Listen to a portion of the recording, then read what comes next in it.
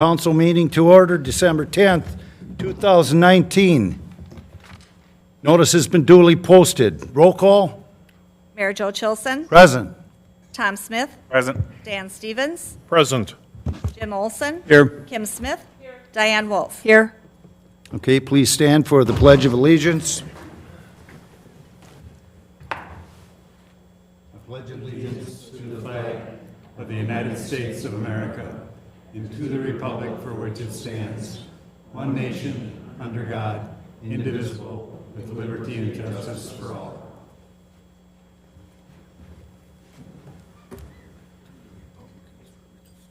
Yeah. That's what Walter used to say all the time.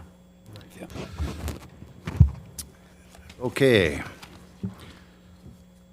City Council and Subcommittee meeting shall be conducted in a courteous manner. Citizens, council, and committee members shall be allowed to state their positions in an atmosphere free of slander, insults, obscene remarks, threats of violence, or for use of common council or committee as a forum for politics. Sufficient warning may be given by the Sergeant at Arms at any time during the remarks, and in the event that any individual shall violate the rules of decorum heretofore set forth, such person may be cut off from comment or debate. Your cooperation is anticipated. Thank you. Public input. Those wishing to give public input, please step to the microphone, state your name and address, and you have 3 minutes. Sounds like looks like we're having a dance out there. My name is Pastor Park Hunter. I'm the pastor on Onalaska United Methodist Church, which is on 212 4th Avenue North here in Onalaska.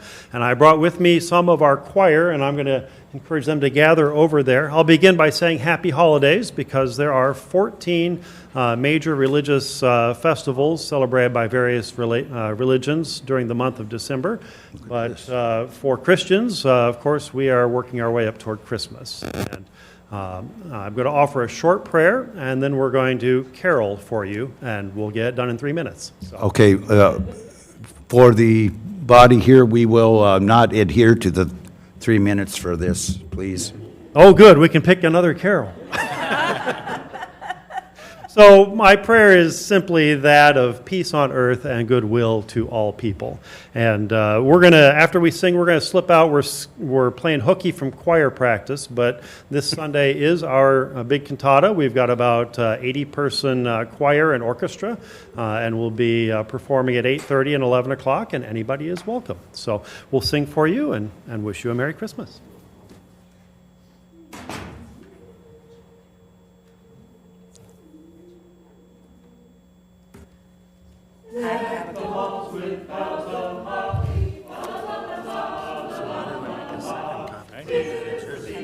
Because we had so much stuff today.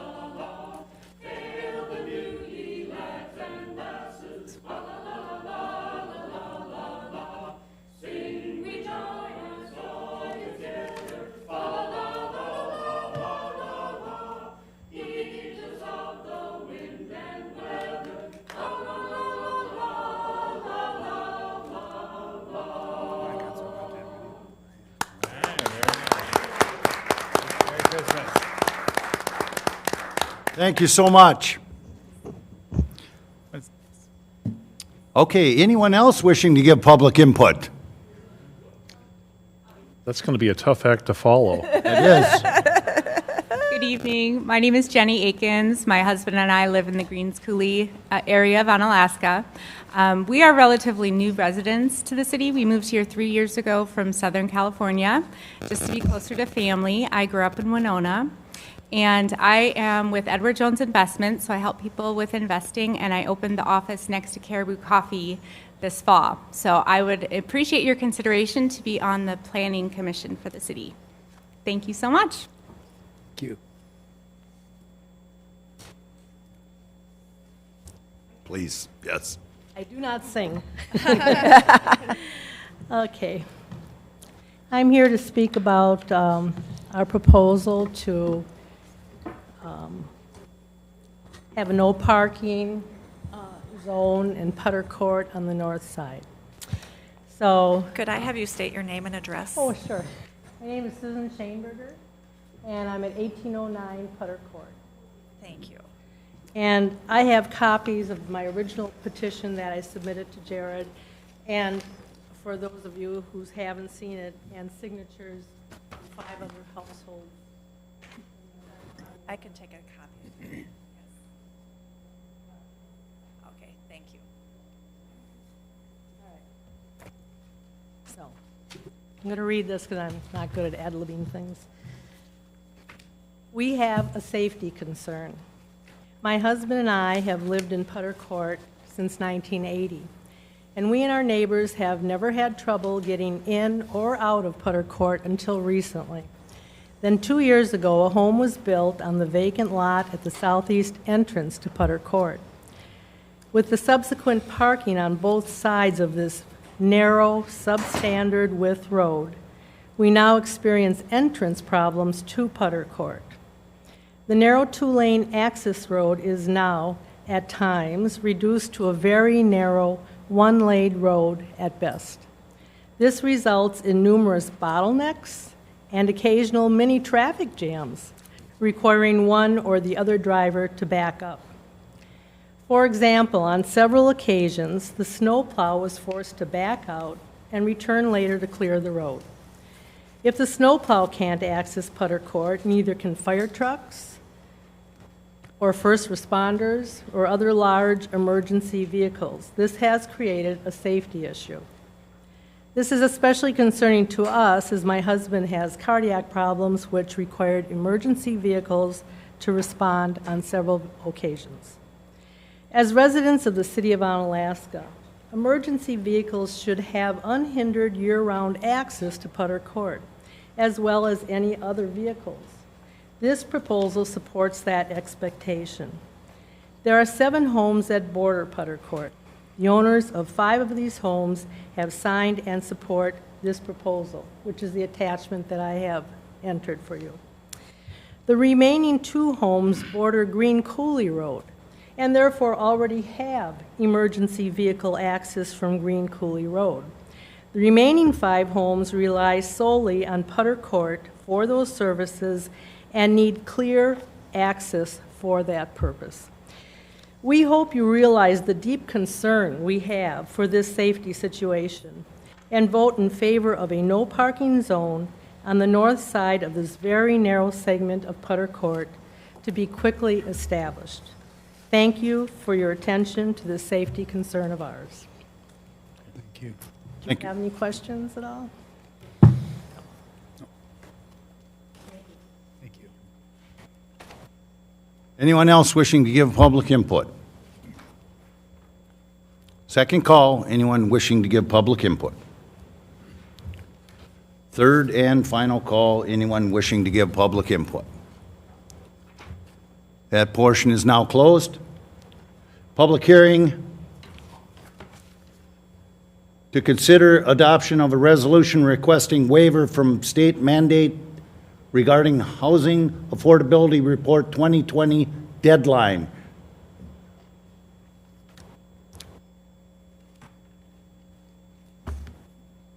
Amanda. Amanda? Amanda. Under 15A, yes. Yeah, so we'll address this later on under 15A, but we did have to, as part of the request for the waiver, have a public hearing. But- Okay. Oh, go ahead, I'm sorry. No, that's okay. Essentially, there's a state mandate. It was part of that Act 67 that requires 2 reports to be completed and due January 1st of this year. And we just kind of have a perfect storm going where it makes sense that for this year we asked for a waiver with the new zoning code. We're having a fee study done to determine whether or not we should have impact fees, fee in lieu of land dedication, or how we should structure those fees. And so doing a really comprehensive report on housing affordability for this year, especially with Katie out as well, just didn't seem to make a lot of sense. And so we're looking to try to get a waiver for that. Thank you. Okay, so we'll just move on? Yep, okay, thank you. Well, Yeah, no, we have to have the public hearing. Oh, we do, okay. for and against the motion, too. Pardon me? So the public hearing for, seeking input from anybody for seeking the waiver or against seeking the waiver. We do need to go through that. Right now, we'll take anyone wishing to speak for the waiver of state mandates from the Affordable Housing Affordability Report 2020. Those wishing to speak in favor. Second call, those wishing to speak in favor. Third and final call, those wishing to speak in favor. That portion is now closed. Those wishing to speak in opposition of the Housing Affordability Report 2020 waiver. Second call, those wishing to speak in opposition. Third and final call, those wishing to speak in opposition. That portion is closed. The public hearing is now closed, and we will move on with the agenda and until we get to item 15A, and we will address it at that time. Okay, report from the mayor.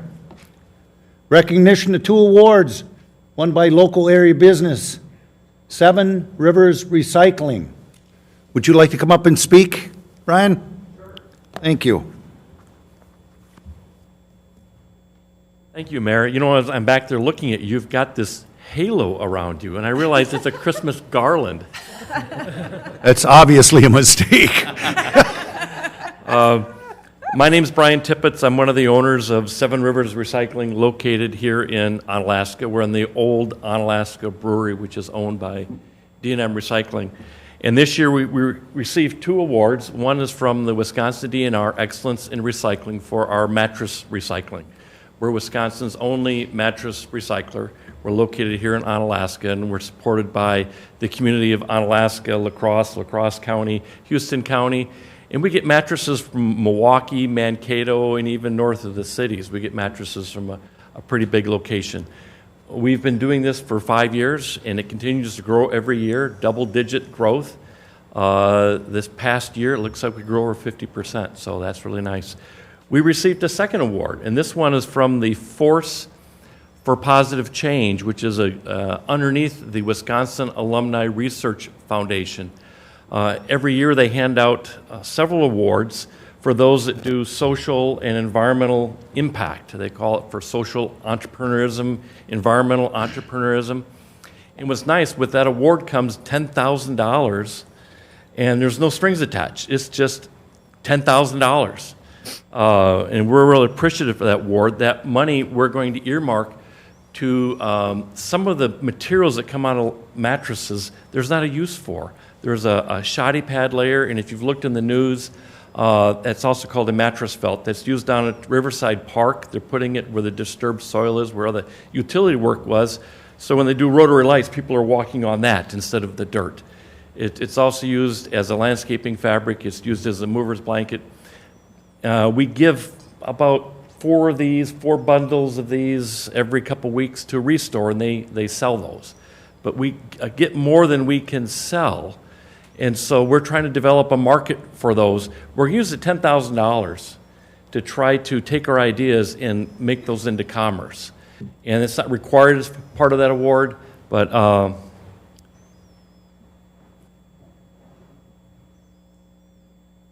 this is the award for Force for Positive Change. It was actually given at Lambeau Field in November, and this is the award from the state of Wisconsin for excellence in recycling. And thank you so much for honoring us. We appreciate that. Nice going, Brian. Thank you.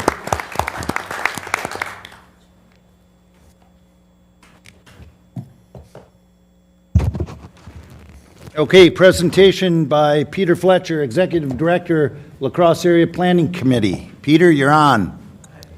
Good evening. Thanks a lot for the opportunity to be here tonight. As recently, around 3 or 4 months ago, I hired as the MPO director, and I've been taking the opportunity to go around to the member communities and introduce myself, tell a little bit about myself, and also quickly about the Metropolitan Planning Organization. And I think I had sort of a few slides that I sent out. I'll sort of roughly work through that. I just want to tell you a little bit about myself. I grew up in Coon Valley. From there, I went on as a planner in the Milwaukee area for around 4 years. I was then up in Trumbull County as a county planner for 7 years. In the last 15 years, I worked for the Mississippi River Regional Planning Commission as a planner, so I had a lot of familiarity with this area and working with local units of government. One thing I want to talk to you a little about is what is the MPO, Metropolitan Planning Organization, Cross Area Planning Committee, LAPC. A lot of times we hear these terms and we wonder, well, what exactly do they do or how are they related? What is an MPO?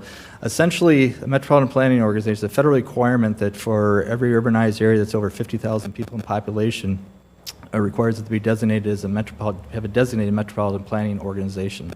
The governors of Minnesota and Wisconsin designated the La Crosse Area Planning Committee as the Metropolitan Planning Organization for the La Crosse, the Crescent urbanized area. So essentially the La Crosse Area Planning Committee is the policy board for the Metropolitan Planning Organization.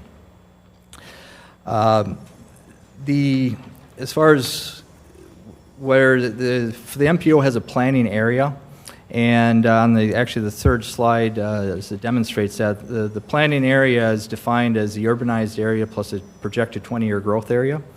And then within the planning area, there's an area referred to as the urbanized area. Essentially the urbanized area, it's the green on the map in front of you if you have that, is the built environment. It's where your housing is. It's like the cities propers have development. Those are the urbanized areas, where the broad area, the planning area, encompasses a large area. The planning area has 16 local municipalities within it. 3 are in Minnesota, and 13 are in Wisconsin. In the state of Wisconsin, there are 14 MPOs. In the state of Minnesota, there are 8. And we just happen to be one of the 2 MPOs that are a bi-state. So we encompass both Minnesota and Wisconsin. What do we do?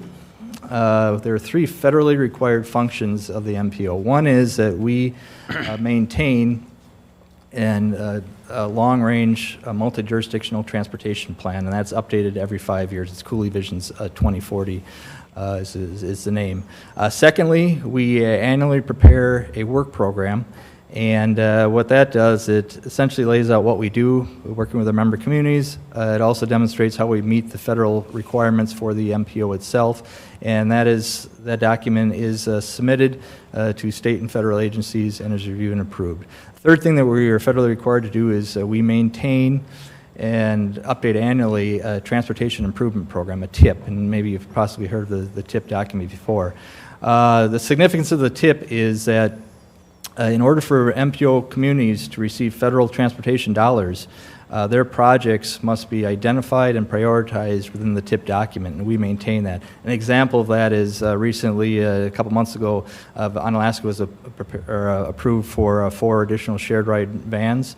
That funding is coming through federal funding, and because it's within that TIP document, you'll be able to receive that funding. You might ask, as far as how we are funded, since it's a federally required organization, 80% of the funding for the LAPC and MPO comes from federal sources, 5% comes from state DOTs, and 15% comes from local unit of government members. As far as future initiatives, one thing I want to do is reaching out like things I'm doing tonight. I want to certainly meet with councils, let you know who we are and what we're doing. We also want to learn more about what the communities are doing, our member communities, so there'd be a little better two-way communication. Secondly, traditionally, MPOs involved in just transportation, since that's primarily where the funding comes from. The La Crosse Area Planning Committee is looking at doing more other ways when we look at regional collaboration. An example of that is the Fire EMS study, which is going to be undertaken. That was facilitated through meetings at LAPC, and is going to be portion of the funding for that study, which is going to begin in January, is going to take place, is coming from the LAPC. So we're looking at other ways for regional collaboration. And also, we're obviously looking for new ways that we can benefit our committee members.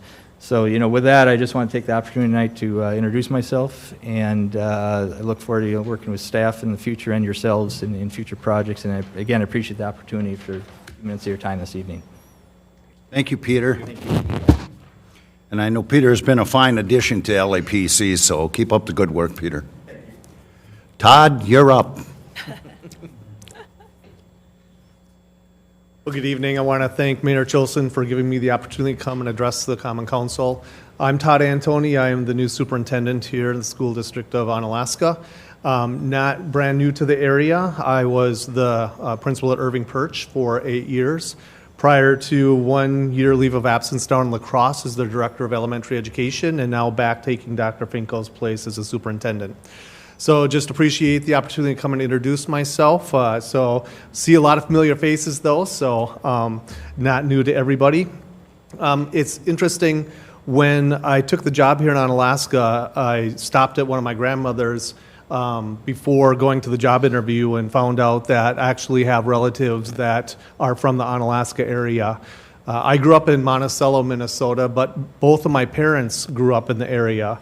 My dad's grandparents were dairy farmers in Dutch Creek outside of Bangor.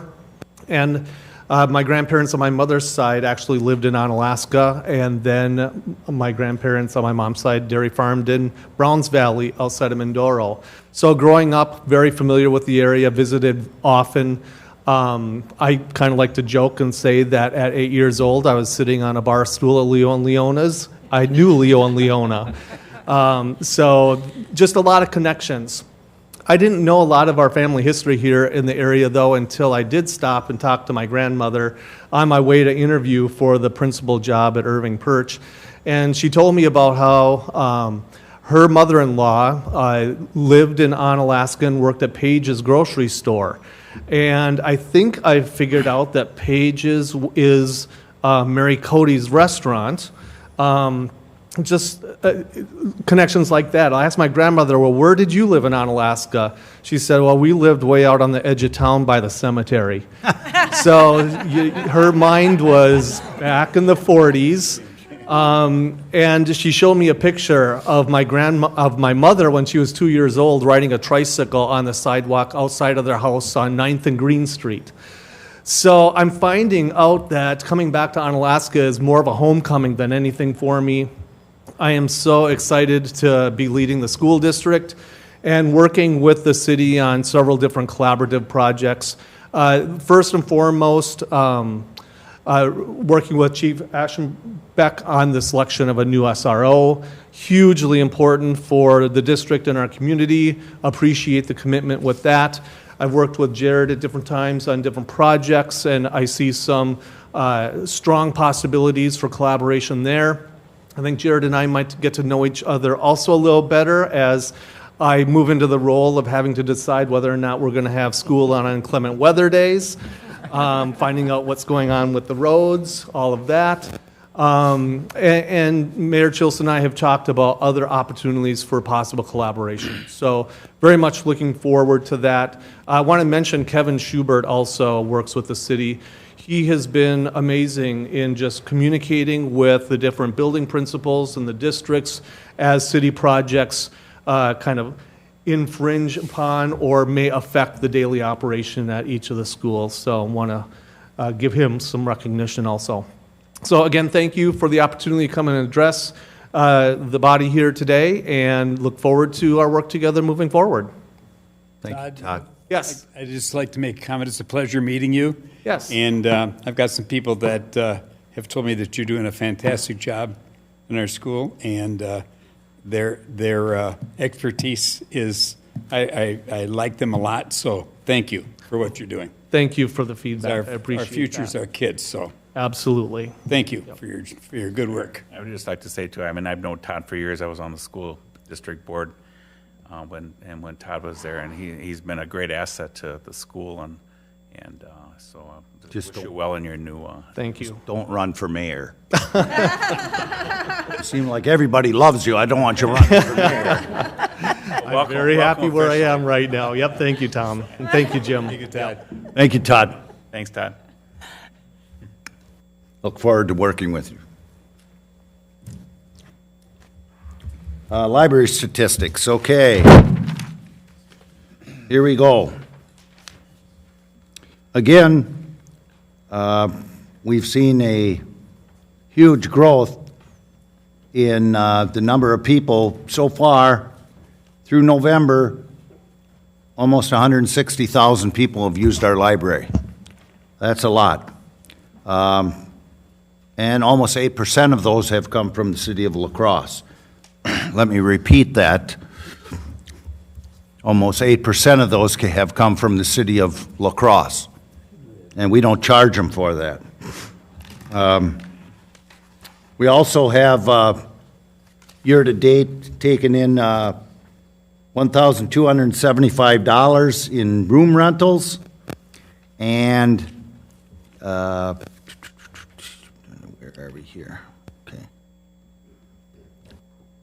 And that's an increase of 12.51%. So everything is going very well at the library, and it continues to be a shining star for us. And anybody that knows anything about education, Todd, knows that voracious readers make great citizens. And so we want to keep a healthy library. So thank you to the folks down at the library. You do a great job. Keep it up.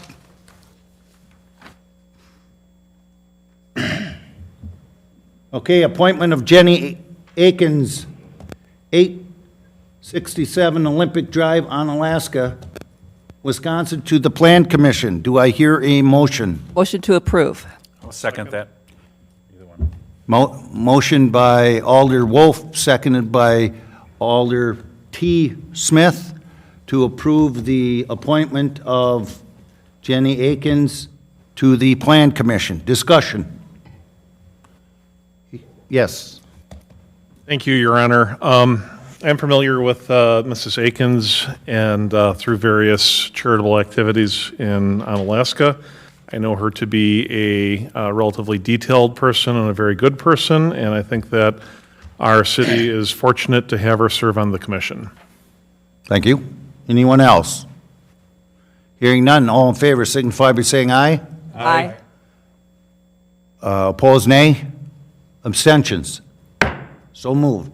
Welcome, Jenny. Welcome. Discussion possible action on the vacancy created by the resignation of 3rd Aldermanic District Council Member Bundi Ayer. Amanda, would you like to start, or would Eric like to start? I can start. Okay. As indicated by the agenda and as communicated to the public, we do have a vacancy. Alder Ayer has, by no longer being a resident of the city, has also resigned the position of Alder. And that leads then to the question as to what are your options to fill this vacancy. Included in your packets, Amanda put together several options, and I believe it's probably most appropriate that, Amanda, that you can walk them through what's there. So the options, which, as Eric mentioned, are set forth in more detail, but I'm just going to kind of cover them, are that, and these coincide with the options under statute and ordinance, are that the council can appoint an individual for the remainder of the term, so that would be roughly a 15-month term.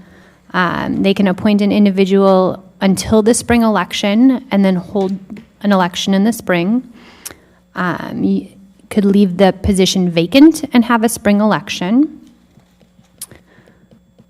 The fourth option would be you could appoint an individual and hold a special November election. And then you could also leave the position vacant and have a special November election.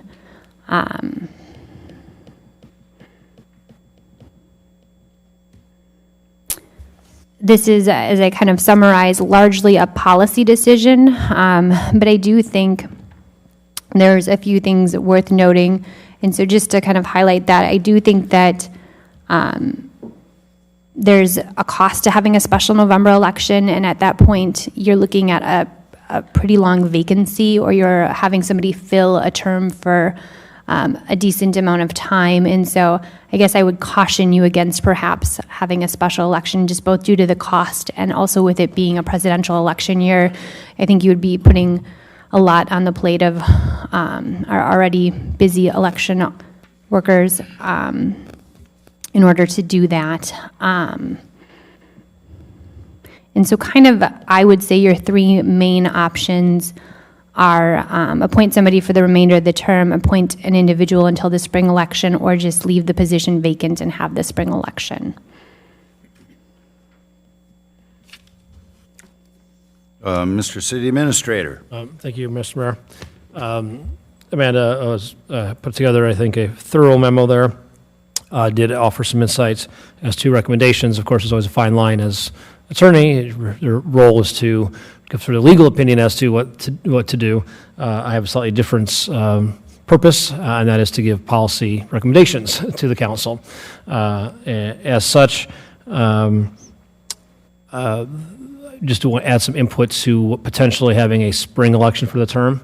Some things to consider is that we do already have an election for a position that's a 2-year term, and if you appoint to a spring year term, you would be running 2 elections at the same time, one for a 2-year term, one for a 1-year term, and deciding which candidates are going to run for a 1-year term versus a 2-year term or what have you, and then the confusion potentially in the public as to who's running for what. The same voters will be asked to vote twice for different people.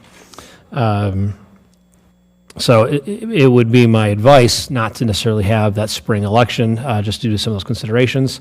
But again, as policy recommendation is not creating the policy. I just want to throw that out there as you consider having that spring election for this coming spring, is that it may cause confusion versus solving something. Okay, Alder Stevens. Thank you, Your Honor.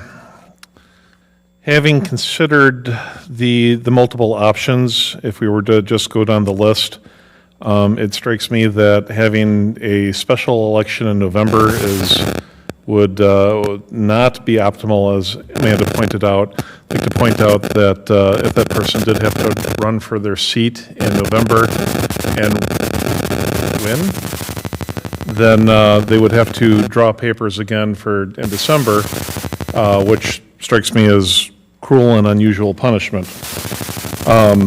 Leaving the position vacant, as cited at number 3, until the spring election, Eric just cited really good reasons why that is not a good idea. Additionally, it could create quorum issues in the interim. And appointing an individual until the spring election seems like that's only 2 to 3 months.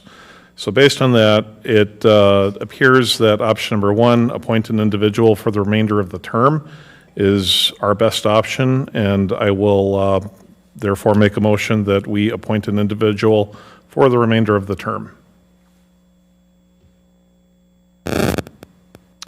Is there a second? Second. Motion made by Alder Stevens, second by Alder Wolf to utilize option number 1, which is appoint common council member for the 3rd district to a 15-month term. Correct? Kim? Thank you. I just want to state for the record that when we vote on this, I will be abstaining because I don't want my position, I will be on the spring ballot. I am running for re-election, and I don't want my position on this to affect any bias I may have. Thank you. Okay, thank you. Alder Wolf. Thank you, Your Honor. one quick question for Amanda, and then I have a comment. So Amanda, when you talk about a special November election, if we did have a special November election, it would still be outside the general election? Why couldn't it? No, it would be it'd be considered I'll let Carrie. It would be considered a special election because that is not a normal office that would appear on the November election. So we would be running a nonpartisan office with partisan offices. Oh. And usually in the November election, we do on that election. So why the expense would come into it is because once we put something on the ballot, it bears the cost. Okay. Because now we have a local office on there, so it would affect our expenses because that's usually not a ballot that we budget for. But it would still be the first Tuesday of November. It'd be the first Tuesday after the first Monday. Thank you. Right, thank you. And thank you. And my follow-up is, I would like to thank Amanda for providing the various scenarios and kind of the breakout, because I think you explained it very well for all of us. We don't have this occur very often, so I think you explained a lot of some of the pitfalls that some of us may not be thinking about. In the past, we have experienced 2 alderpersons running for a 1-year and a 2-year term in 3rd District, not that long ago. I know it gets to be confusing for voters as they think, sometimes they think both individuals are running against each other instead of running for individual seats. So, and I personally don't think that's very fair to the individuals who are running. So based on past history, I will be supporting appointing an individual for the remaining term as per the motion tonight. Thank you. Alder T. Smith. I would support what Diane and Dan just said. I think looking at the options, it's simpler, keeps it less confusing. It's a long term, but then at least they'll be back on the right schedule with everybody else. So I'd support that too. Okay. Anyone else? I'm mesmerized by all the time we took to explain that. But thank you. Okay. It's just me. Okay, all in favor, signify by saying aye. Aye. Aye. Opposed, nay. Abstentions? So moved. Thank you. Your Honor. Yes? I would like to add something under the agenda item as previously discussed with you, if I may. Mm-hmm. I've spoken with Mayor Chilson earlier this evening regarding this and regarding what I'm about to present. If you just pass it that way. I've served on this council when we have appointed someone to complete an alderperson's term. I have to say I was uncomfortable with the process the last time, and that is why I am proposing we add to this process. Currently, the mayor recommends, then council votes to confirm. What I am proposing doesn't even suggest to change that. I'm simply asking for more information. In the past, candidates have sent in a bio, the mayor has reviewed them, then puts a name forth for a vote. The last time we did this in 2013, I believe bios were shared with all members of council. The candidates were given 3 minutes to give a short speech as to who they were, and the mayor chose at that time not to draw one specific name to be voted upon, but rather have names drawn randomly out of a box to be voted upon. We went through 4 names before anyone received enough votes to be awarded the seat. I, for one, would like to change that this year and also going forward. Because we have decided this evening to appoint someone for the remainder of the 15-month term, I think it is in everyone's best interest if we arm ourselves with as much information as possible in order to make the best decision for the city of Onalaska. I think appointing a piece of paper and appointing from a 3-minute public input speech should become a thing of the past. We can and should do better. I have been in contact with Tara Johnson, La Crosse County Board Chair, and asked her for their process, what La Crosse County uses when filling open seats. This is just one example. I contacted her mainly because I was aware of their process and thought it could be a good example for us to possibly look at. They have appointed 2 seats in the past year. She shared the process with me, and I've given you each a handout for your review. I suggest we continue the process as our ordinance directs, as it also states the council may direct the medium used to publicize the vacancy. I would suggest we ask staff to put out some type of news release similar to the county, obviously making changes as needed to reflect the city side. We could also advertise either in the La Crosse Tribune or Cooley Courier and post the release where we currently post all of our legal notices. I think we should also place it on our county website on our front landing page. Tonight, we would need to discuss, agree upon, and set specific dates for the press release. My main part of this discussion that I feel most strongly about is my suggestion to hold interviews of the candidates, whether it's a panel discussion, interviews, whatever you may want to call it. Alderperson Kim Smith, as F&P chair, recently suggested to me that perhaps the mayor and I, as council president, could come up with a set of questions that would be posed to all candidates. These questions should then be reviewed by HR and legal. Also, if there were several applicants, possibly the mayor winnows the number to a number of 3, perhaps. It's just a suggestion. Or do we interview all? That's up for debate and possibly an Amanda question. I think the interview should be open to all council members with a strong suggestion you either attend all or none in order to fairly gather information. That's also what La Crosse County does. These interviews would be posted and noticed, and informational gathering only where no votes would be taken. After all interviews are completed, the mayor still retains the right to recommend a candidate at the January 2020 council meeting. Then council will vote to approve or not the recommendation. I will add that Tara told me that during the interviews, county board supervisors rank the top 3 candidates, and that information is turned into her for feedback, but she still retains the right to appoint, regardless of the information received. I'm not suggesting that we do that, but only providing the process. And finally, again, I'm not proposing changing anything, just adding to the information gathering process to assist us in making the best possible decision. If anything, I believe adopting the interview process will further legitimize our appointment in January. Thank you.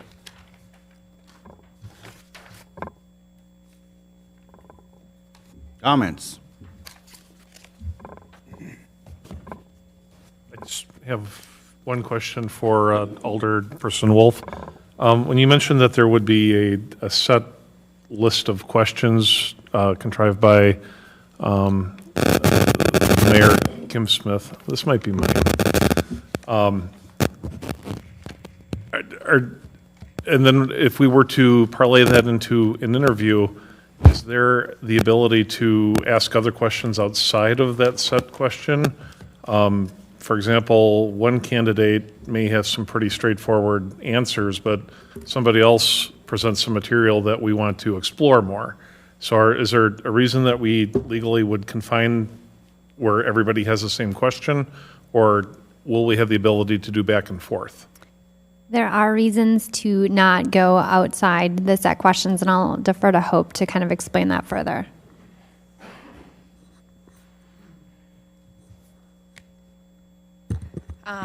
Typically, we don't go off of script unless it directly relates to... Hope, could you get in a little closer? Sorry, I don't want to pull it out of the socket.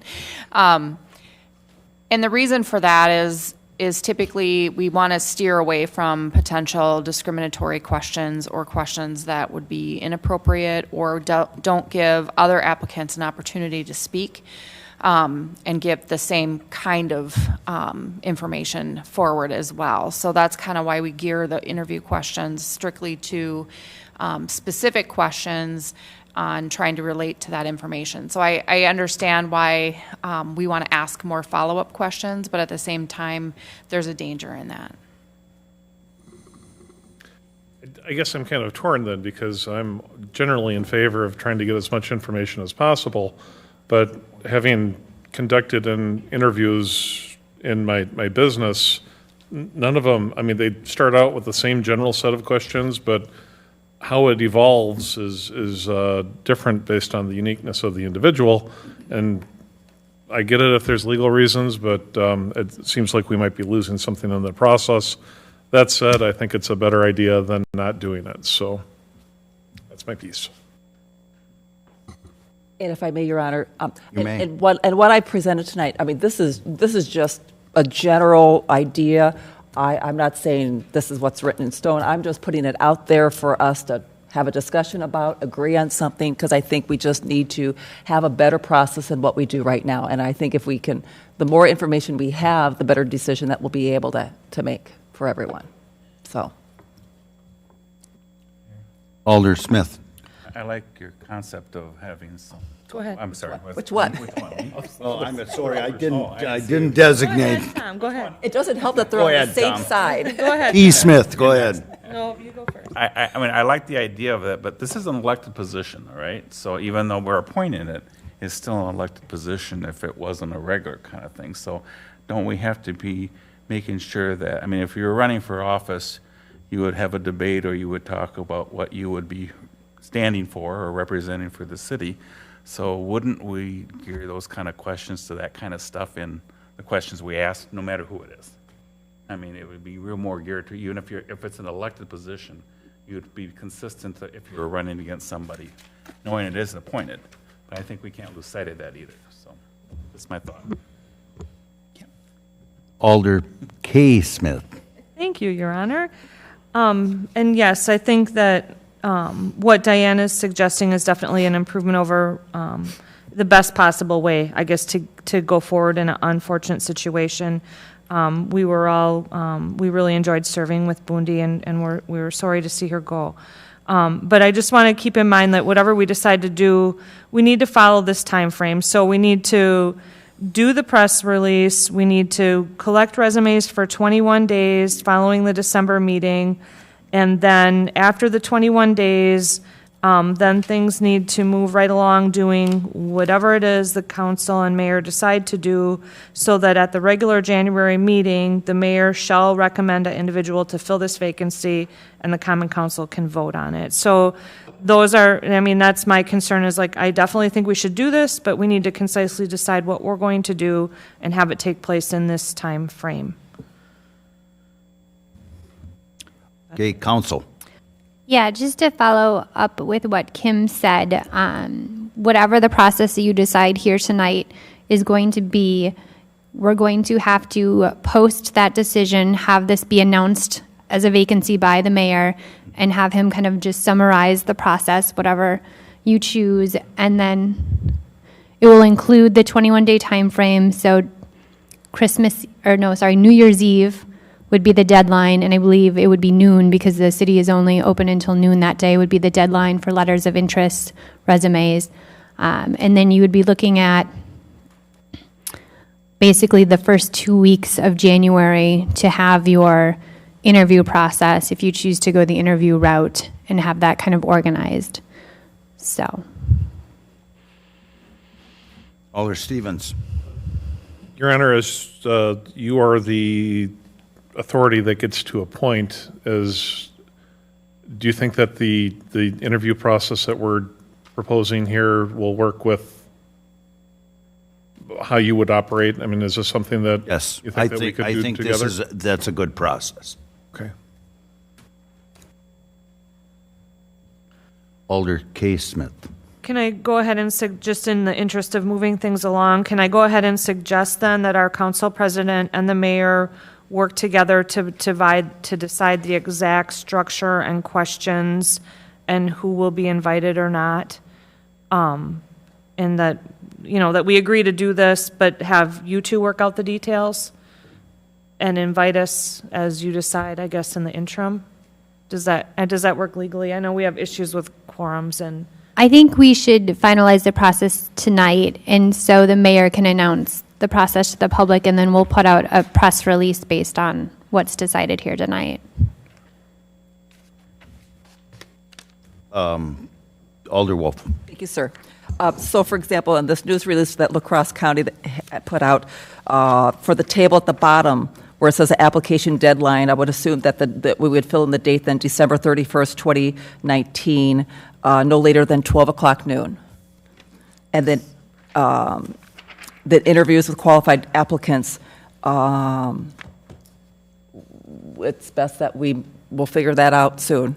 But then let's just skip to the next one. Appointment recommendation to Common Council and swearing in would be Tuesday, January 14th, 2020. And then we don't even need that last line because it has to do with it doesn't apply. Okay, I think that we ought to have some staff people helping should have, I think, legal counsel and HR, because I know, as my time on the Police and Fire Commission, that Hope is used to working with this kind of situation. And that way we, we kind of have some support in this and guide us through that process. So the four of us doing the questions, is that Right. what you're talking? Sure. Yeah, yeah. Okay? I think it would go faster. I guess I assumed staff would help. So Okay. assumed. I didn't know I had that carte We don't blanche. function well without city staff. So let me get this straight. You guys are going to interview potential candidate. No. The entire council. We're just going to write the questions. Okay, so You're going to interview. we're going to ask these questions because we want to know what they think about serving. More about them. Get to know more about them, more than. Applications. Geez, I would have never, ever made it if I'd have been interviewed. But good idea. Okay. For the record, will we be able to submit questions to either the mayor or Alder Wolf that could be considered? Sure. And is it a closed process, or? I stated earlier that I'm open to whatever. This is open for discussion. I'm not the rule maker here. I presented a possibility and I want input and discussion. I would think absolutely. Absolutely. Yeah. I'm open to anything. I'm open for all discussion tonight. Absolutely. Okay. So is that the process? Oh, I'm sorry. I just think the only piece we're missing yet is we're going to have a special council meeting to hold those interviews, which you're planning on having the whole entire council. That is true. Correct? So I think we need to set a date and a time for those. Knowing that the deadline is on the 31st, you're probably not going to be getting copies of those in your mailbox until January 2nd. The following week, on January 8th, is when we have A&J, utilities, and F&P meetings, so I don't know if that's of interest to anybody, if you feel like it would be more time. Because it almost has to happen either, anywhere from the 6th to the 13th then, for those interviews, because we have to have that decision made by the 14th. How does January 9th look? That's a Thursday. I'm good. January 9th, okay.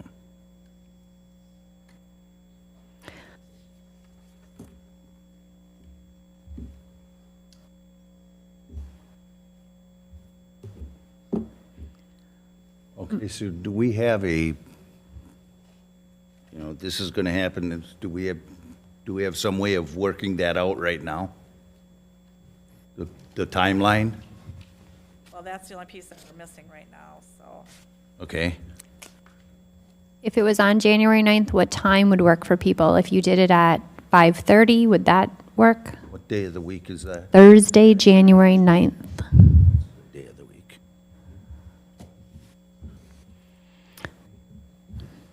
Okay. The other recommendation I would have would be that you interview all candidates, because as somebody alluded, if this were an election, anybody could run, and so I think that you should interview all of the applicants. That's a good point. At what time did we decide on? 5:30. 5:30, yeah, we should probably have a motion on that? Yeah. I have one more question. Yes. I'm just Alder thinking- K. Smith. Thank you. Just kind of thinking it through in my head, visualizing it.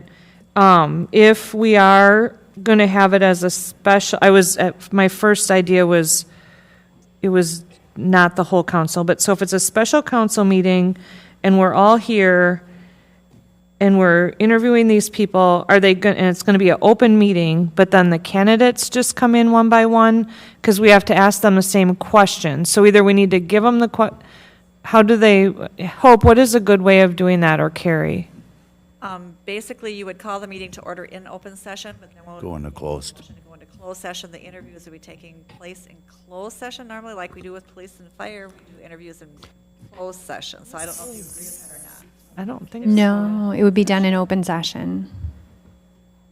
Yeah, because we're not hired. It's a Hope has a question. public position, an elected position. I think it's slightly different than a staff otherwise.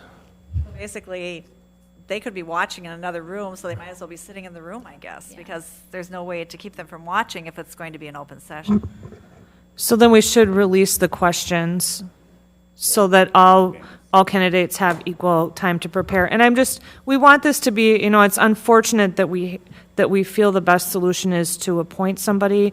And so I think as a council, I know it's important to me that we have a lot of transparency with this process so that, hopefully the public sees that, okay, this is who we appointed, but that person seems to be the best person for the job. I mean, that's why I want the transparency.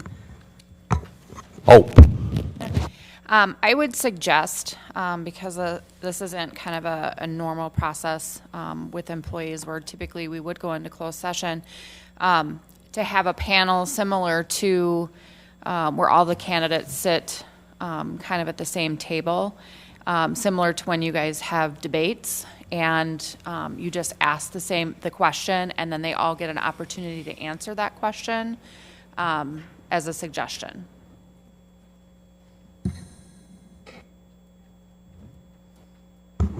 Alder K. Smith. Yeah, thank you for that, Hope. I just really don't prefer that because if you're the sixth person who has to answer the same question 5 other people just answered, it just leaves you really lacking. You get question fatigue. Yeah, I would rather just have it be a random, have 10 questions, however many candidates there are, have twice as many questions and then have them draw it out of the hat and randomly answer the question they've drawn. Seems to be a little more realistic, for the poor people. Probably nobody will apply anyway. Alder Wolf? I'm passing for a moment here. You what? I'm going to pass. Okay. Thank you. Anyone else?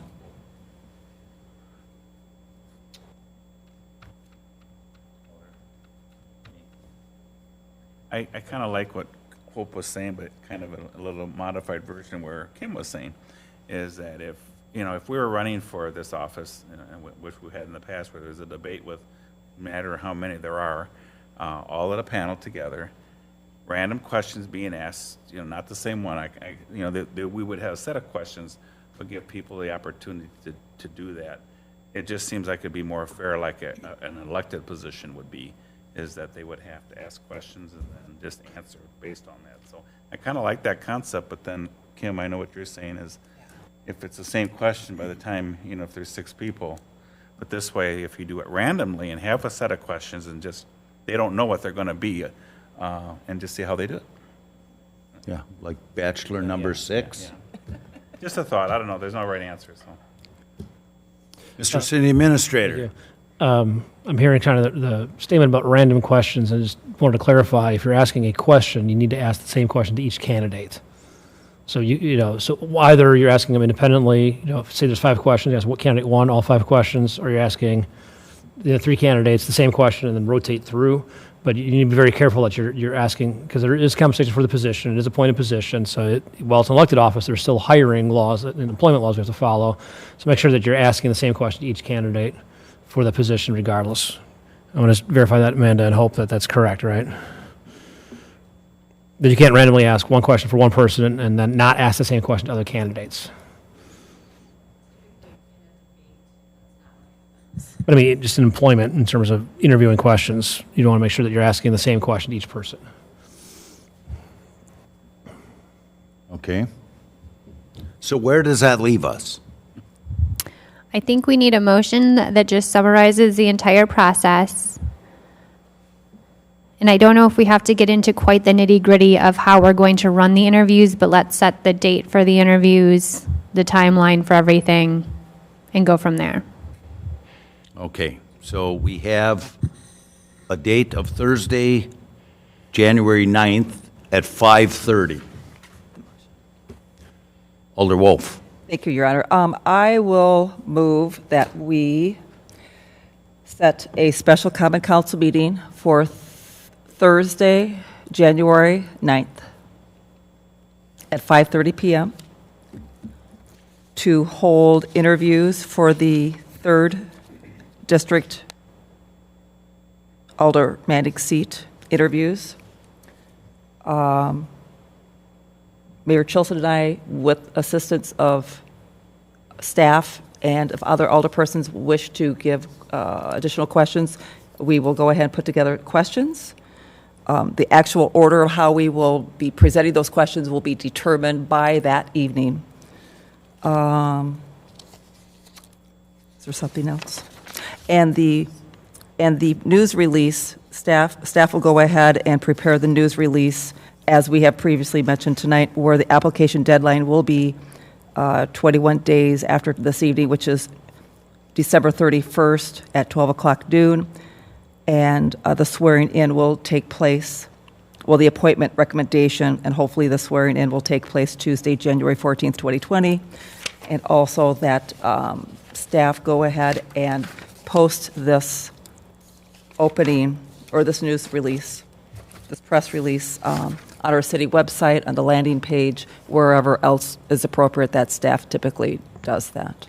If you want it published, I would note that. Pardon? If you want it published in one of the newspapers, I would note that. We won't get much out of it.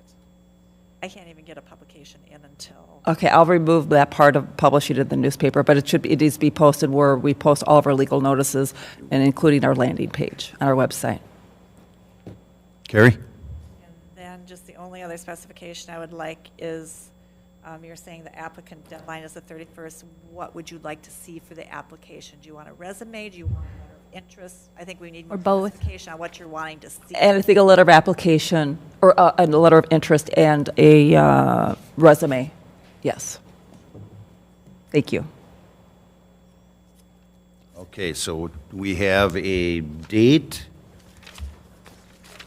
and what is required.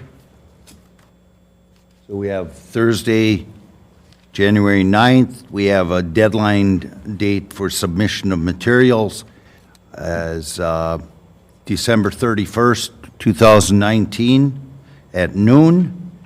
We have the interview date of Thursday, January 9th, 2020 at 5:30. And we have the materials that we need, a resume and a letter of interest. I will second Alder Wolf's motion. Okay. We have a motion, and a motion by Alder Wolf, seconded by Alder Stevens, with all that stuff in it that I just mentioned. So I will reiterate it for the transcriptionist that we set the interview for Thursday, January 9th at 5:30 in the council chambers. The submission of materials, and those materials being a resume and a letter of interest by noon on December 31st, 2019. Okay? Discussion. All in favor signify by saying aye. Aye. Opposed, nay. Abstentions. So moved. Thank you. Okay. Mayor, before we go on, just for the record, can you officially announce the vacancy? I know it seems redundant since we've already had a lot of discussion on it, but just. Oh, the District 3. Yes. District 3, I'm sorry.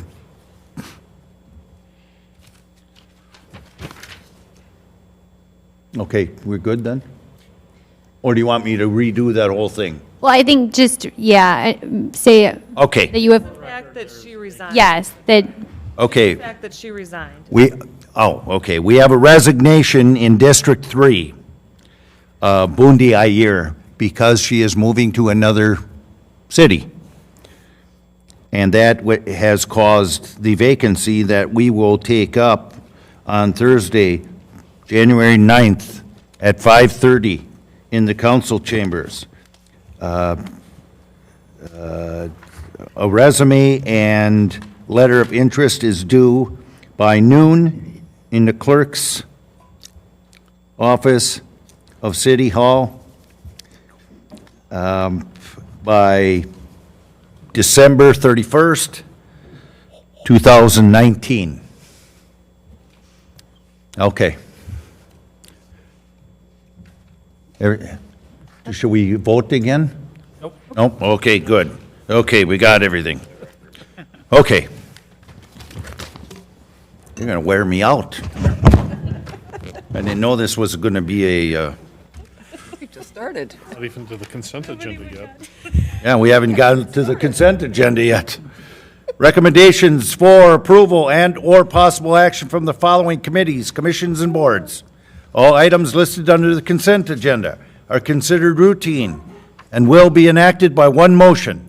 There will be no separate discussion of these items unless a council member requests removal, in which event the item will be removed from the consent agenda and considered in the order of business in the non-consent agenda. Does anyone want to remove anything from the consent agenda? Your Honor, I just have some commentary on item K.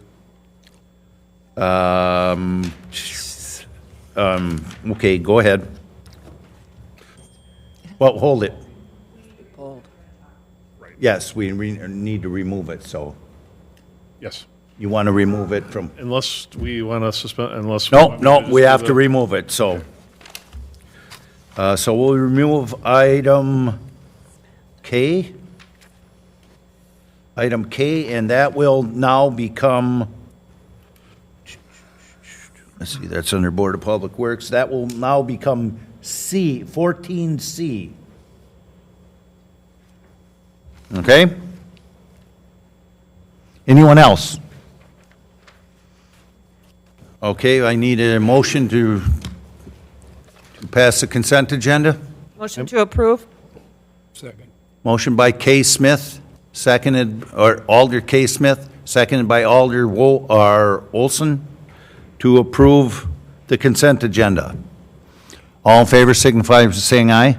Aye. Opposed, nay. Abstentions? So moved. Okay, recapping.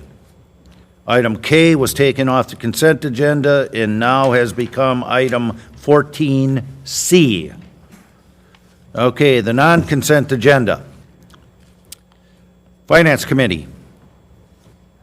Thank you, Your Honor. I'll deal with item 9 first. Amend and approve the minutes from the special council meeting of Monday, November 11th. I have several corrections to those minutes. This is the minutes of the special common council meeting on November 11th. I move that we approve these minutes with the following corrections. Line 342, the net increase was stated as $60,955. The correct value there should be $53,502. Later on, in line number 357, the number state, the budget resulted in, it was stated at $64,771, but this should have been $57,318. On line number 358, the value stated was $64,771, and that value should have been $57,318. Then later, when the motion was restated on line 412, the value stated was $64,771, where again, that should have been $50,318. And this was due to miscalculation, a calculation error. I'll leave it at that simply. Line 365. Oh, I missed that one. Okay, 365, at the end of that line, the value stated was $64,771, but it should have been, again, the $57,318. So that will correct those from that. And then looking at the budget change, the summary sheet from the 2020 budget changes made at the FMP meeting, it includes the October 21st and the November 6th of 2019 meeting. down at the bottom of that calculation, this is where the deleting the HR generalist roll-ups were calculated. Excuse me a minute. Why don't we take those first? Those 57,000 ones. Why don't we do that first and then come back to this? Or is this all in the same? It's all interrelated. It's Okay. the same. Okay. It's the same error that's corrected Okay. just in multiple places. Okay. And I'm almost done. It's right at the end. Sorry. So the FICA from the HR generalist was stated at $2,339, but it actually should have been $2,651. The WRS was stated at $2,651, and it should have been $2,339. The health insurance was stated at $20,159, but it should have been $13,103. Then the dental insurance was $1,144, but it should have been $744. And I guess I'm not going to describe the difference, but so that equaled a total of $7,453. So the overall net total was $60,955 versus $53,502. Oh, hold it. Could you give me those numbers again? $60,955 versus $53,502. That's a net difference of $7,453. Just to make that clear, and that's as a motion. Second. Okay. Put your seatbelts on. It's going to be a bumpy ride. Okay, motion has been made by Alder K. Smith, seconded by Alder Wolf. Line from the November 11th meeting of special council meeting. On line 342, the net has to be increased to $53,502. Then on line 357, it should read $57,318. Line 358 should read $57,318. Line 412 should indicate $57,318. Line 365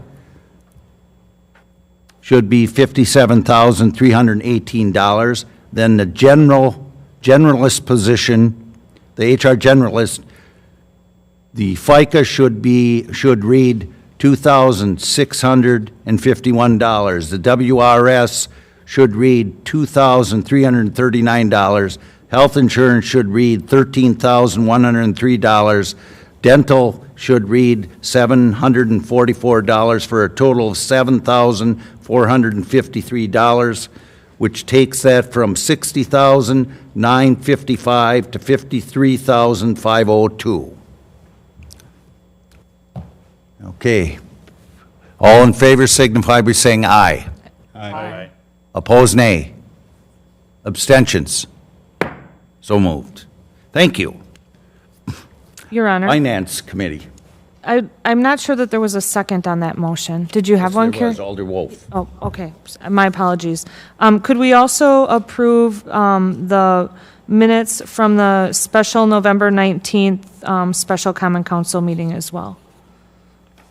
I move that we approve the special council meeting minutes from November 19th. Okay, motion made by excuse me, Carrie? We would need to approve the minutes from the 12th and the 19th. Okay, I move that we approve the minutes from the 12th and the 19th. Second. Motion made by Alder K. Smith, seconded by Alder Wolf, that we approve the minutes from November 12th, 2019, and November 19th, 2019. Discussion. Thank you. Alder K. Smith. Thank you, Your Honor. Under discussion, I just want to explain that the council had many meetings back-to-back, and we weren't getting there wasn't just enough lapse time for us to have the minutes to review, and this is the first time we've had a little break to kind of get caught up with everything, so we just wanted to get that business taken care of and make sure we got all of our minutes appropriately approved for the record. Thank you. Thank you. There was some house cleaning we had to do, yeah. Housekeeping, I should say. Okay, Finance Committee. Thank you, Your Honor. The following is a list of monies expended since the last Common Council meeting dated November 12th of 2019. The total is $1,908,152.02. I move that we approve these vouchers. Second. Motion made by Alder K. Smith, seconded by Alder Olson, to approve the vouchers in the amount of $1,918,000. $1,908,152.02. Okay, let me restate that. Motion to approve the vouchers in the amount of $1,908,152.02. Discussion. Hearing none, all in favor signify by saying aye. Aye. Opposed, nay. Abstentions. So moved. Personnel Committee. Thank you, Your Honor. Under number 11, Personnel Committee, item A is discussion and review of timeline and process for the administrative annual review. This comes to council without a recommendation from the Personnel Committee, but the reason we are having this discussion is because the administrative position is new to the city, and we're still kind of developing our timeline and processes for dealing with this position. The administrator's contract was renewed in earlier this spring, and at that time it was determined that instead of the administrator's review cycle being in the spring of the year, because that just was how it had started, we wanted to move it to the fall of the year so that it was in line with all of the personnel reviews of all the other people working here at City Hall. It doesn't have anything to do with his performance or relationship with the council or anything like that anybody wants to try to read into it. It's just a housekeeping issue, and then it's also directly relevant to the council because it's if we don't, by moving it to the fall, it gave the council basically two options. Either we could we did an evaluation earlier this year, we could do another one now, which is, yes, a very short timeline, but the alternative was waiting a whole nother year. And with our positions being structured as what they are, half of us on this council are up for re-election and have actually no way of knowing if we would still be here 1 year from now to have input into the performance and goals for the city administrator. So I know it was, as one of those people that are up for a re-election, I definitely hope to be here next year, but there is no guarantee, and I would like to have input into that process and the goal setting for the administrator.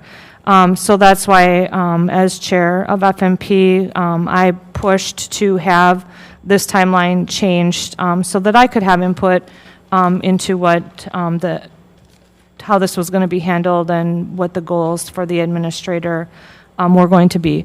So in the meantime, we, since the Finance and Personnel Committee meeting, we reviewed the process for the administrator annual review, and it is the chair of FMP and the council president who head that process. And so right now I will turn it over to Diane to discuss the possible timeline that we're looking at for this process.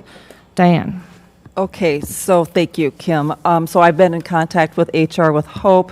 It depends whether or not we want to do a performance evaluation or goal setting. If I remember correctly, at FNP, it was not determined at that time. So if, please tell me if I'm incorrect with this, but council needs to decide whether or not we're going to do a performance evaluation combination goal setting for our city administrator, or are we just going to do goal setting? So That's for what this council needs to decide this evening, to talk about a timeline First. So Kim and I are entertaining thoughts and ideas for the rest, from the other common council members. What are your thoughts? Do you want to do a typical performance evaluation and goal setting, or just goal setting? Council? Alternatively, someone can make a motion and we can agree to it, or it can die for a lack of a second. Dan's really good at those. My domain. They die.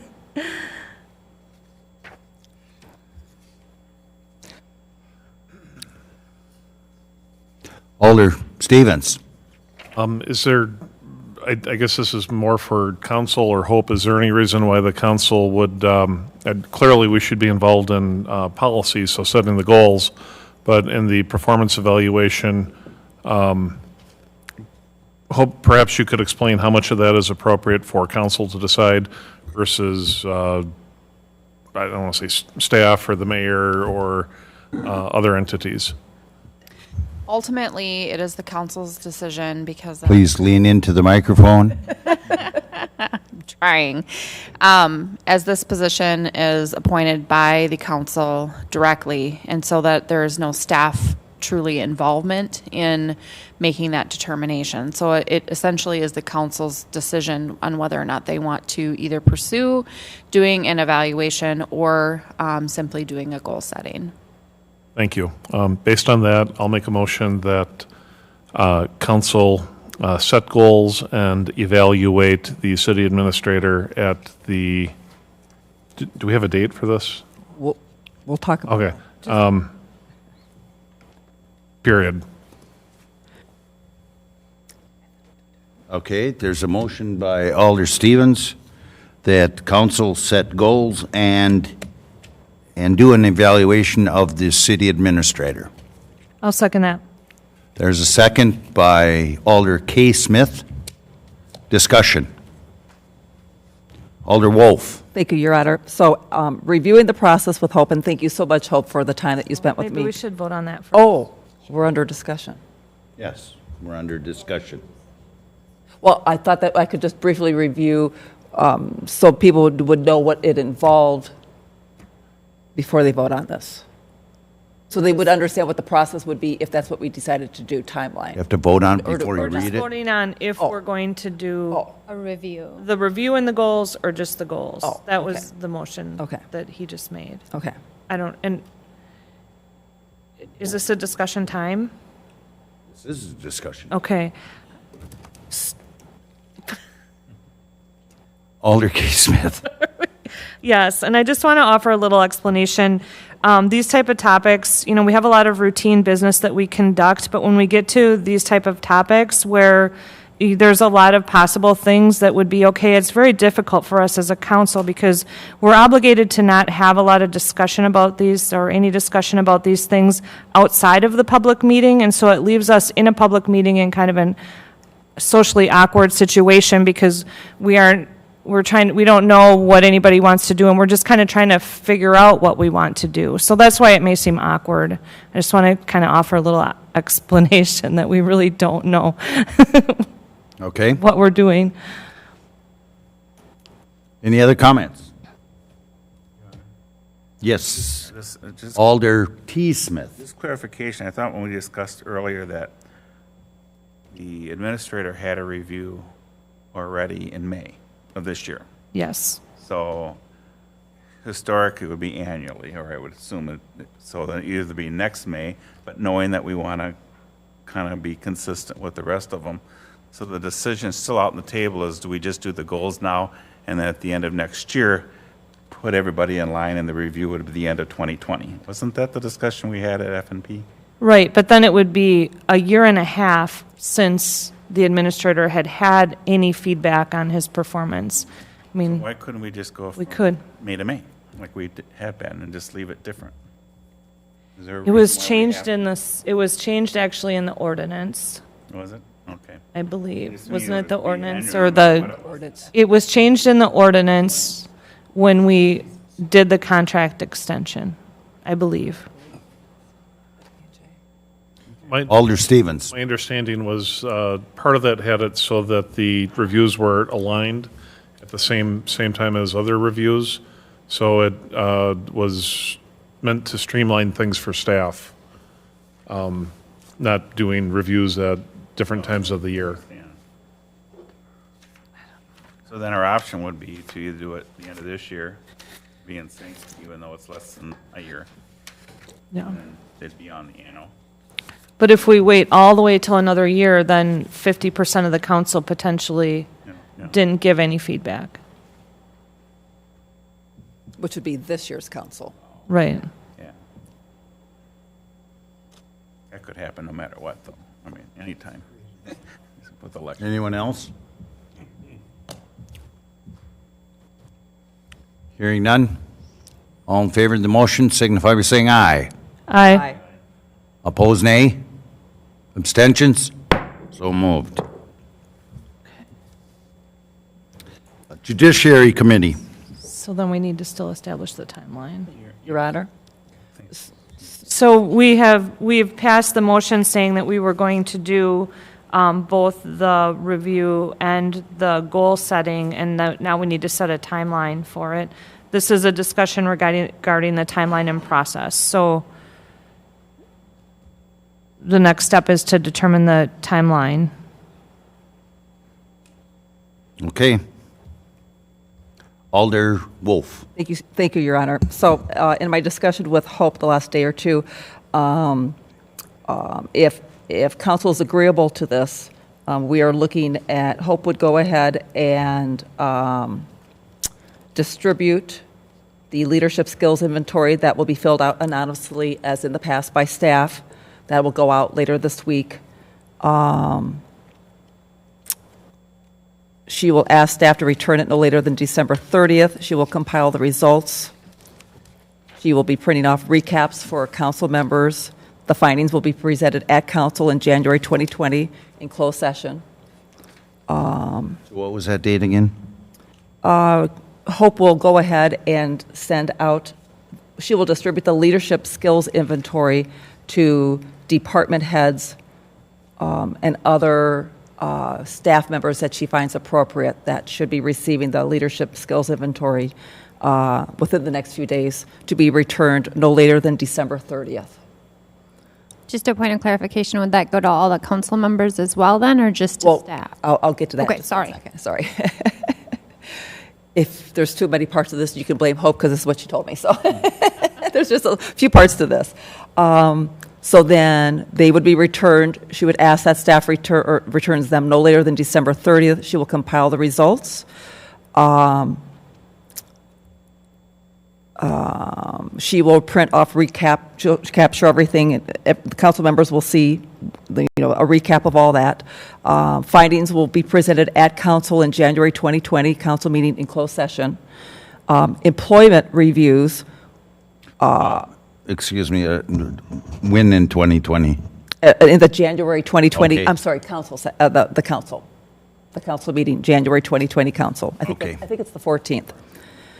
And then the employment review, it's another, like 4 pages or something.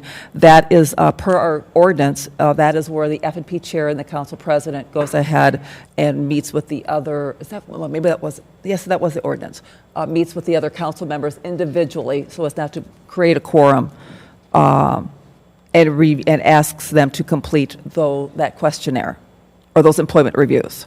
We're just asking for input. There's no consensus.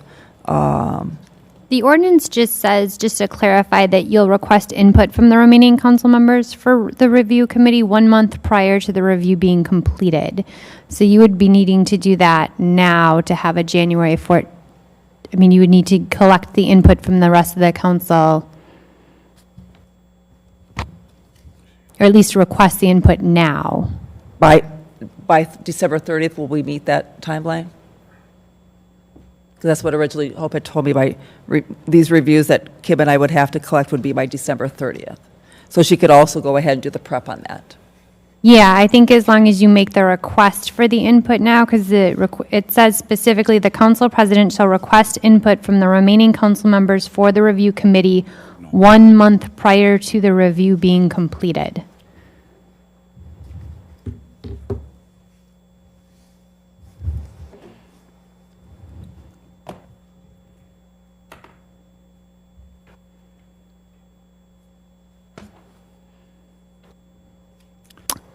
And so, I mean, I think, Hope, correct me if I'm wrong, she could set a date to return the input after 1 month, but she would need to make the request here in the next few days.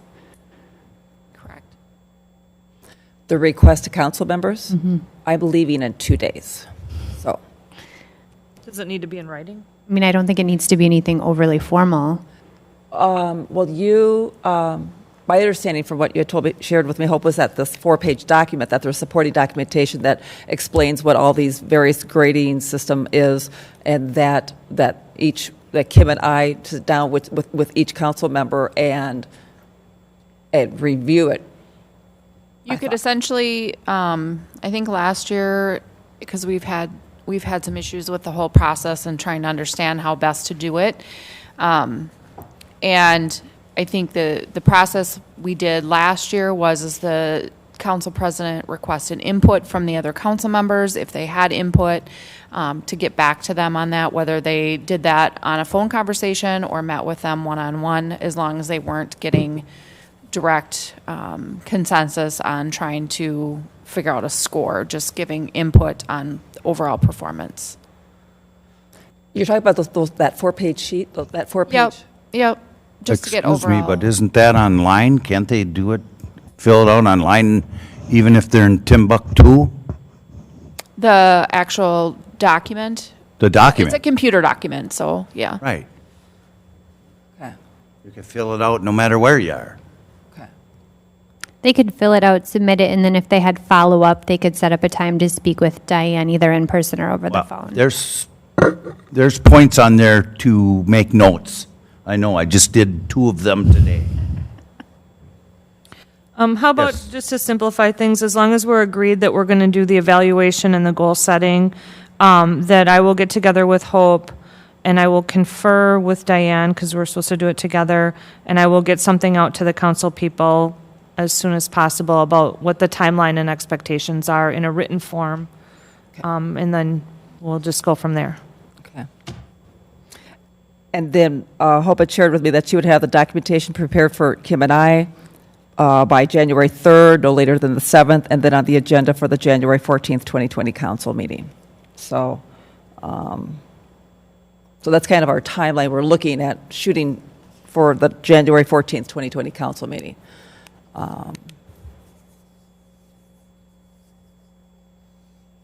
And then once we've agreed upon the goals, then we can come out of closed session and then present those goals in open session at that meeting.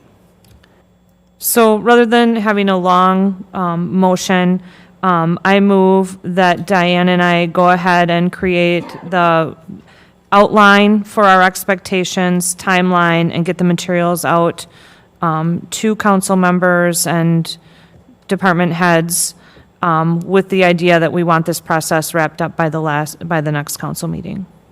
And that's a motion. Second. Motion by Alder K. Smith, seconded by Alder Wolf, to distribute leadership review to staff and collect that by the 31st of the year, 31st of this year, 2019, and the employee review to be wrapped up by 1/14/2020. And that has a motion and a second.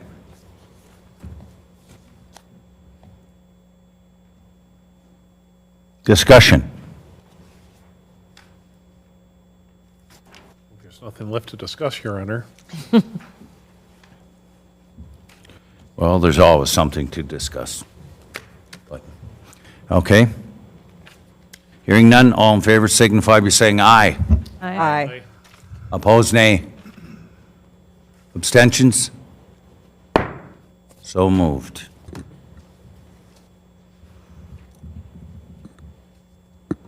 Judiciary Committee. Your Honor, I make a motion that we remove from the table ordinance number 1652-2019 to annex land located in the north one quarter of the southwest one quarter of Section 32, Township 17 North, Range 7 West, from the town of Onalaska to the city of Onalaska. Okay, there's a motion to remove from the table. Second. Motion by Alder T. Smith, seconded by Alder K. Smith, to remove from the table. A roll call vote. Diane Wolf, Aye. Dan Stevens, Aye. Tom Smith, Aye. Kim Smith, Aye. Jim Olson. Aye. It's good, because it needed a supermajority, okay? Item number B, ordinance number 1652-2019, to annex land located in the northeast 1/4 of the southwest 1/4 in section 32, township 17, north range 7, west from the town of Onalaska to the city of Onalaska, third and final reading.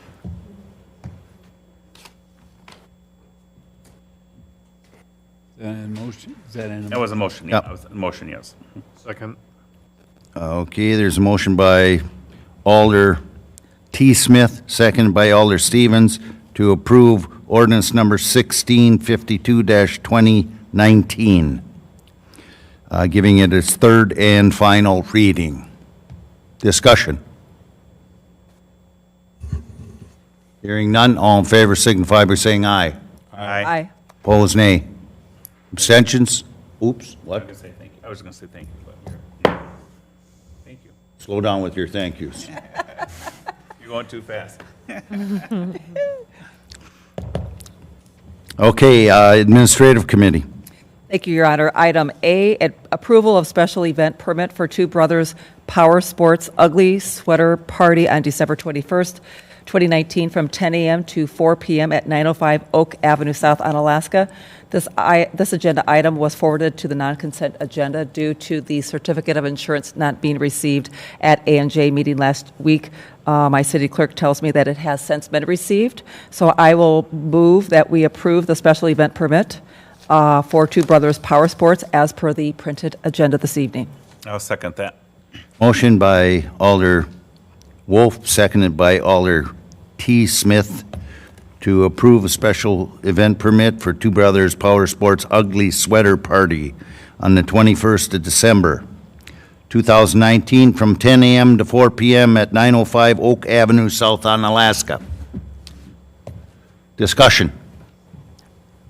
Hearing none, all in favor signify by saying aye. Aye. Opposed, nay.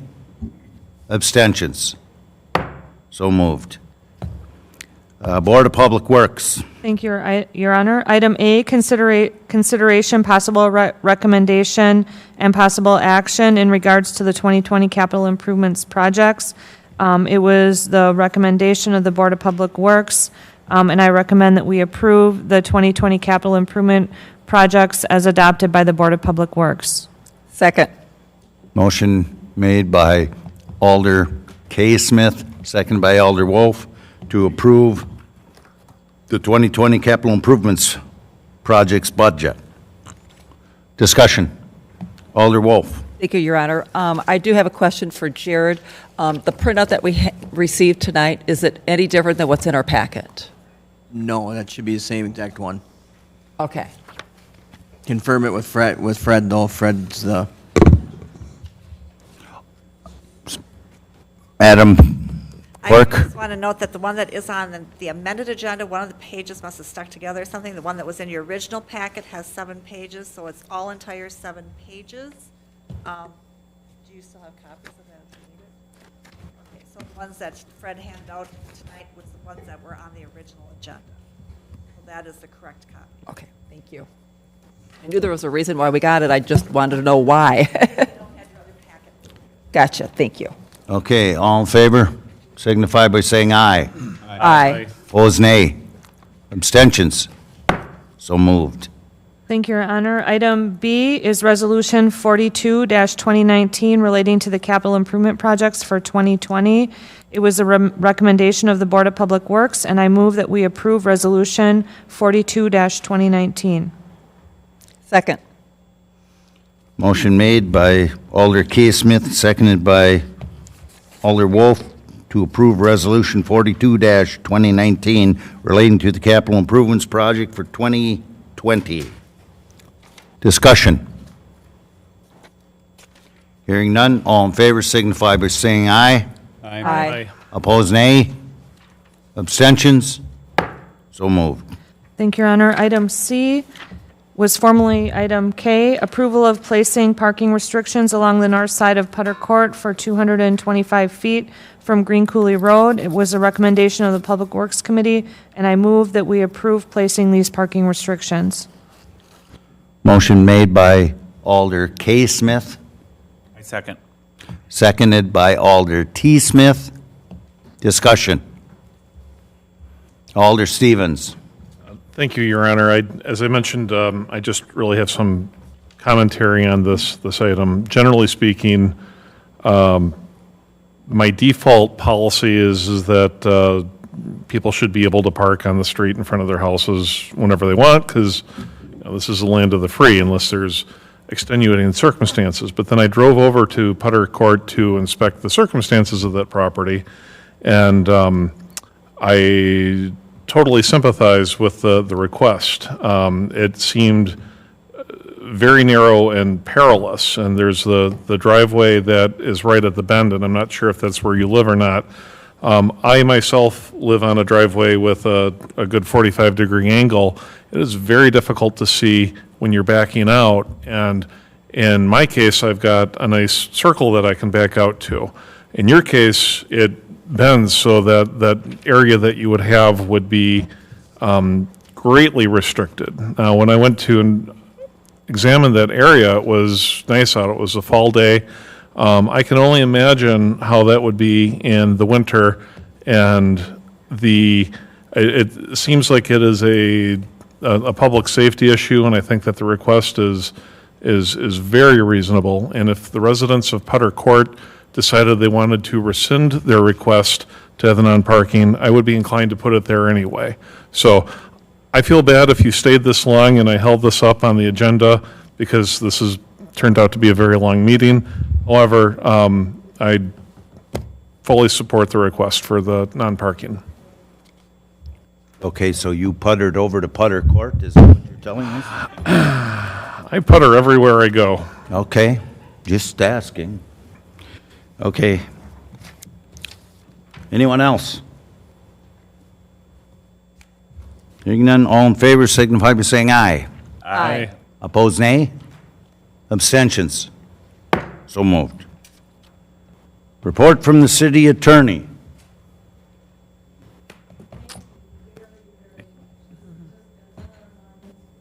You're welcome. Thanks for coming in.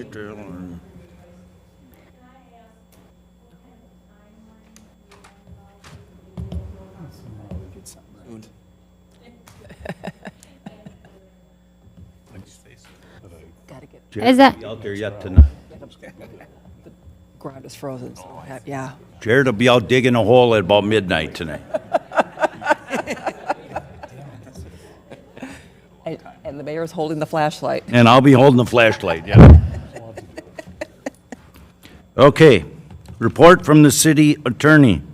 So before you is Resolution 43-2019, under 15A, and that's the resolution requesting a waiver from the state mandate regarding the Housing Affordability Report 2020 deadline. And so, as I mentioned briefly during the public hearing portion, there is a new requirement that was given to municipalities of 10,000 or over, that they have to prepare 2 reports annually, one of which is a housing affordability report and one is a new housing fee report. And so city staff is working on the new housing fee report, but there are some challenges with the housing affordability report as far as our ability to access certain data,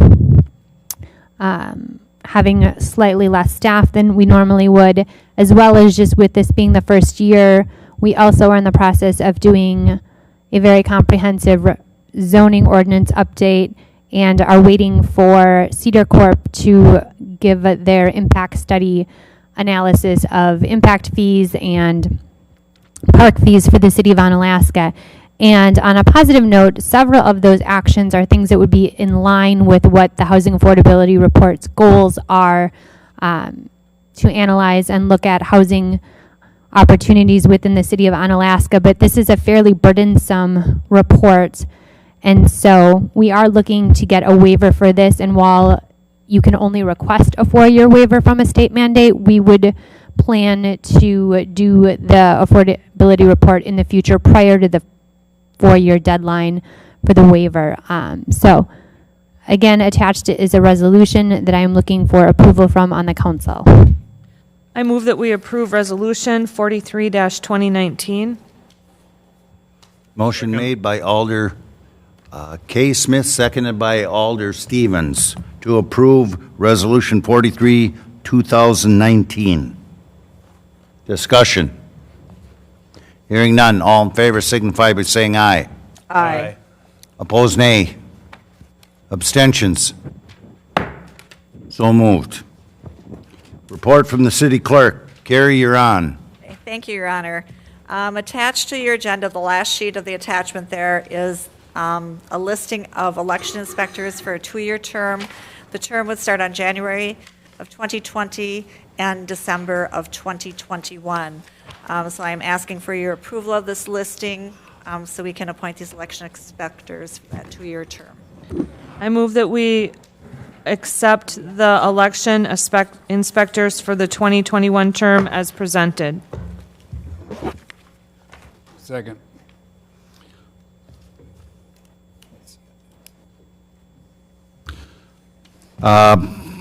Motion made by Alder K. Smith, seconded by Alder Olson, that we approve the nominations for election inspectors for 2020-2021 term. Discussion. Alder Wolf. Thank you, Your Honor. Carrie, I apologize. I meant to ask you this earlier. Could you briefly explain to all of us the difference between election inspectors, special voting deputies, and board of canvassers? I meant to give you a heads up, but I apologize. I just remembered that I wanted to know this. Election inspectors are the people that you see at the polls or the people that are helping in the office. They are conducting the election, anything from voter registration to absentee balloting to voting to tying up the elections at the end with doing all the reporting. The special voting deputies are the people that are appointed. They have to be sworn in as a special voting deputy to actually go out to the nursing homes. We do our absentee voting at the nursing home and elderly facilities. So basically, it's the people that have special permission to take those ballots to another location to have them vote them. So they have to be sworn in as a deputy to be able to take those out of the building. The Board of Canvassers, it meets only at this point in time. It's been different throughout the years as the laws have changed. But currently, our Board of Canvassers only meet when we have a local election where more than one reporting unit is totaled together to get the grand total. So, for instance, in 2020, we will need to meet with our Board of Canvassers for the mayor's race because the aldermanic districts are decided within the aldermanic district itself, so it's one reporting unit. But when we come to those totals for the mayor, we total all 3 of those together, so we have to convene the Board of Canvassers to certify that result. Thank you so much for that. I appreciate that. Okay. All in favor of the motion? Aye. Signify by saying aye. Aye. Opposed, nay. Abstentions. So moved. Closed session. To consider a motion to convene in closed session under Section 19.85, Parent 1, Parent E of the Wisconsin statutes for the purpose of deliberating or negotiating the purchasing of public properties, the investing of public funds, or conducting other specified public business whenever competitive or bargaining reasons require a closed session. In this case, information technology service proposal and funding for budget years 2019-2020, and to consider a motion to convene in closed session under Section 19.85, Parent 1, Parent G of the Wisconsin statutes for the purpose of conferring with legal counsel for the governmental body who is rendering oral or written advice concerning strategy to be adopted by the body with respect to litigation in which it is or is likely to become involved, in this case, IAFF, grievance, and IAFF part-time emergency medical technicians. If any action is required in open session as a result of the closed session, the council will reconvene in open session, take the necessary action, and/or continue on with the printed agenda. Motion go into closed. Second. Motion by Alder Olson, seconded by Alder T. Smith to go into closed session. Roll call. Kim Smith, Aye. Diane Wolf, Aye. Jim Olson, Aye. Tom Smith, Aye. Dan Stevens. Aye. We stand in closed session at, what time is it? 8:50. 8:52?